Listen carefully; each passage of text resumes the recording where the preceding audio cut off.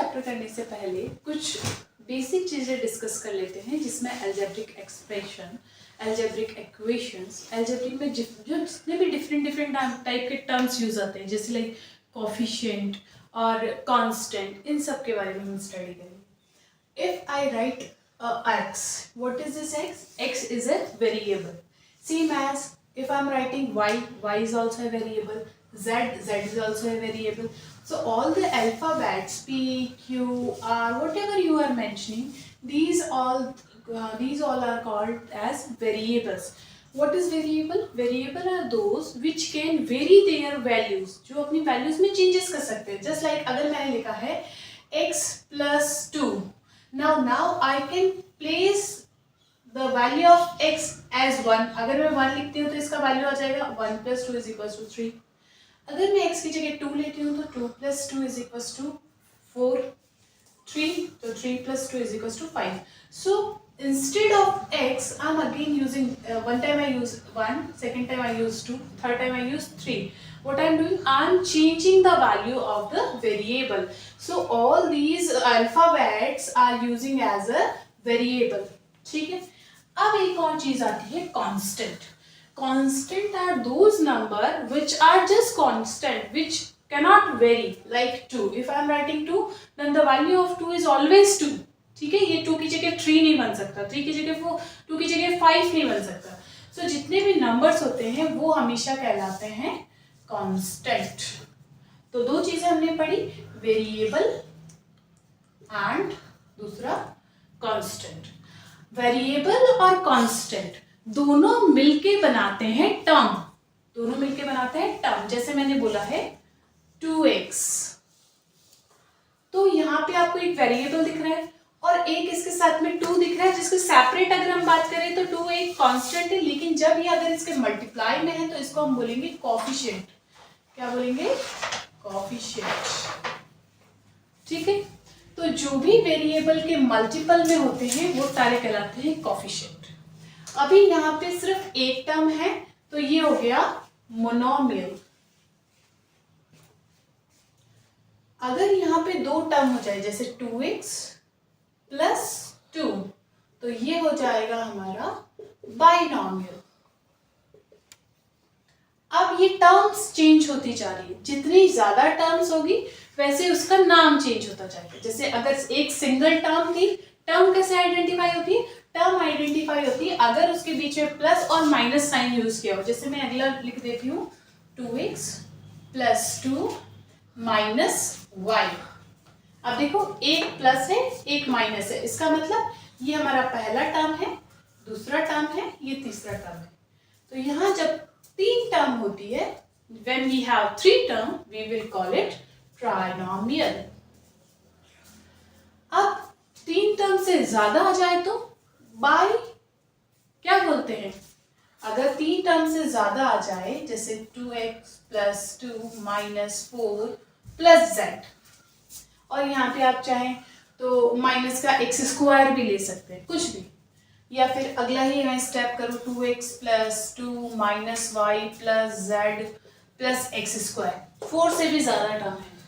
तो जब भी 3 के लिए तो हमारे पास नाम है मोनोमियल है, बाइनोमियल है, ट्राइनोमियल है. अगर इनसे भी ज्यादा टर्म्स आती हैं तो उन सबको हम एक साथ बोल देते हैं पॉलिनोमियल. ठीक है. अगेन, क्या हम बाइनोमियल को पॉलिनोमियल बोल सकते हैं? क्या हम ट्राइनोमियल को बोल सकते हैं पॉलिनोमियल? यस.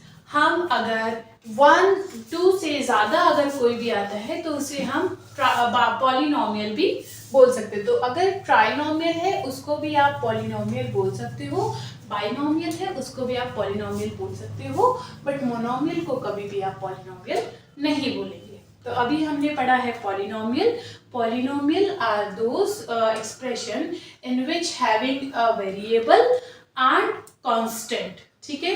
और उसके बाद में on depend on their terms we will divided into monomial, binomial, trinomial और पॉलिनोमियल. ठीक है. अब इसके बाद में एक चीज और डिस्कस कर लेते हैं, कोफिशिएंट. कोफिशिएंट क्या होता है? वेरिएबल के जो मल्टीप्लाई होते हैं उसको हम कोफिशिएंट कहते हैं. जैसे 2x +3। x का कॉफिशिएंट हमें फाइंड आउट करना है। सो जिसका कॉफिशिएंट फाइंड आउट करना होता है उस स्पेसिफिक टर्म में, जैसे ये तो एक सेपरेट टर्म है, यहाँ पे तो x है ही नहीं और इस टर्म में मुझे x दिखाई दे रही है, तो मैं x को हाइड कर लूंगी। x को हाइड करने पे जो भी उसके मल्टीपल में बाकी आपको दिखाई दे रहा है, that is the coefficient of that x। ठीक है, तो यहाँ इसका कॉफिशिएंट आ गया 2। इसी तरीके से एक और एग्जांपल लेते हैं, जैसे y² - 3a³ + b। In this term a³ coefficient find करना है हमें। a³ कॉफिशिएंट, a³ का कॉफिशिएंट आएगा, आप a³ को हाइड कर लीजिए। a³ को जैसे ही मैंने हाइड किया तो इस टर्म में क्या है, इसका मल्टीपल बच रहा है -3। So the -3 is the coefficient for this term a³। इसी तरीके से ये हम कोएफिशिएंट्स की स्टडी करेंगे। हमने अभी तक पढ़ा है variable, constant, coefficient, different type of polynomial like monomial, binomial, trinomial।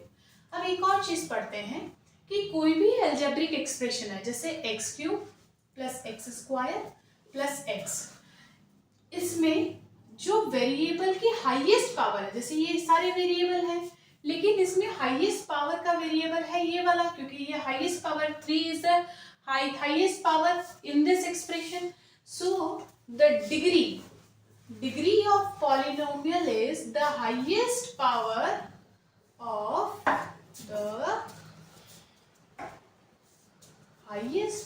of this variable। ठीक है, किसी भी एक्सप्रेशन में उस वेरिएबल की हाईएस्ट पावर उसकी डिग्री कहलाती है। जैसे एक और एग्जांपल लिखती हूँ, ab + b⁴ + c।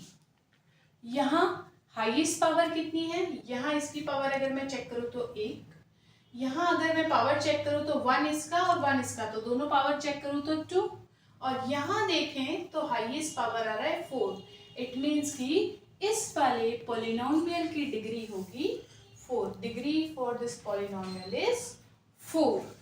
Now one more thing, depends on their degree of polynomial we also name them। जैसे अगर किसी भी पॉलिनोमियल में डिग्री 1 है तो उसे हम बोलते हैं लीनियर। क्या बोलेंगे, लीनियर। कैसे, ये मैंने एग्जांपल लिखा है, यहाँ पे देखो वेरिएबल की पावर है 1, मतलब जिसमें डिग्री 1 हो उसे हम बोलते हैं लीनियर। अगर पावर 2 हो, जैसे x² + 2 + b, यहाँ पावर कितनी है, 2 है। जब हाईएस्ट पावर 2 होती है तो उसकी डिग्री हो जाती है 2 और उसका नाम होता है quadratic. If the power is cube, we will call it cubic, just like x³ + x² + x। Now, in this expression, the variable's highest power is 3. We can call that the degree of for this expression is 3, and if the degree is 3, then we will call it cubic. Understood? So अगर degree 2 होती है तो उसे हम बोलते हैं quadratic, अगर degree 3 होती है तो उसे हम बोलते हैं क्यूबिक, और अगर डिग्री 4 आती है तो उसे हम बोलते हैं बाई क्वाड्रेटिक। ठीक है, और डिग्री 1 उसको हम बोलते हैं लीनियर। यहाँ तक समझ में आया, linear, quadratic, cubic, by quadratic. अगर कोई एक्सप्रेशन है उसमें अगर उसका डिग्री 1 है तो वो कहलाएगा लीनियर, अगर हाईएस्ट का डिग्री 2 है तो उसको कहलाएंगे क्वाड्रेटिक, हाईएस्ट की पावर 3 है, डिग्री 3 है तो उसे हम बोलेंगे क्यूबिक, और हाईएस्ट की पावर अगर 4 है, डिग्री 4 है, we will call it by quadratic.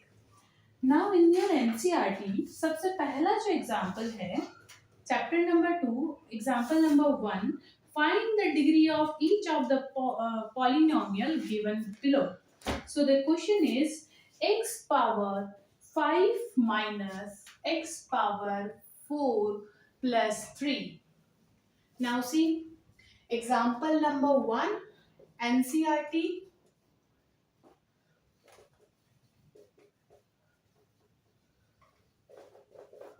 chapter number 2, find the degree।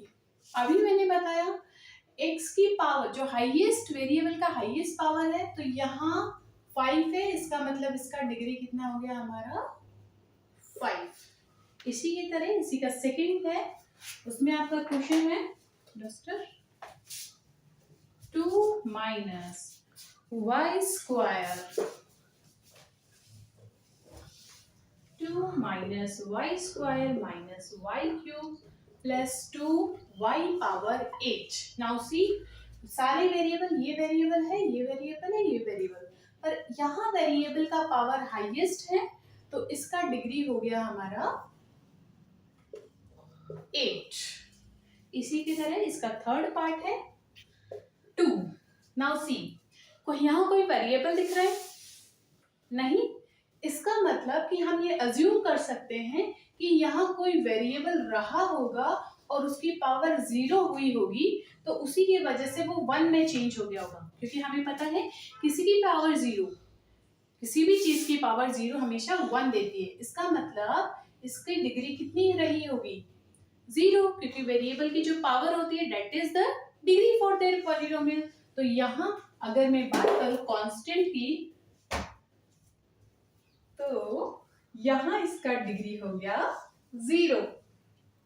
ठीक है, अब आते हैं एग्जाम्पल नंबर 2 पे। ठीक है, एग्जाम्पल नंबर 2 आफ्टर 2.1 है, तो उससे पहले हम एक्सरसाइज 2.1 डिस्कस कर लेते हैं।